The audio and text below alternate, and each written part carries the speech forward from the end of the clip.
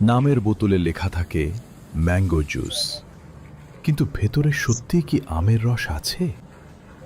এই গল্পটা শুরু হয় এক ফোঁটা জল দিয়ে, তার সঙ্গে মেশে চিনি সিরাপ, স্টার্চ, কৃত্রিম ফুড কালার, আর সব শেষে মাত্র কয়েক ফোঁটা ম্যাঙ্গো পাল্প।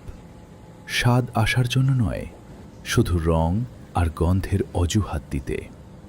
মেশিনে সব কিছু ভালো করে মিশে যায়, দেখতে ঘন, রঙে ঝকঝকে, ঘ্রাণে আমের মতো। কিন্তু এটা জুস বানানো নয়, এটা ফর্মুলা বানানো। পাশেই অন্য মেশিনে প্লাস্টিক গরম করে তৈরি হচ্ছে বোতল। গরম প্লাস্টিকের গন্ধ তখনও বাতাসে। সেই বোতলেই ঢালা হচ্ছে এই তথাকথিত জুস। তারপর সিল, স্টিকার আর এক ঝলমলে বিজ্ঞাপন, ফ্রেশ ম্যাঙ্গো জুস।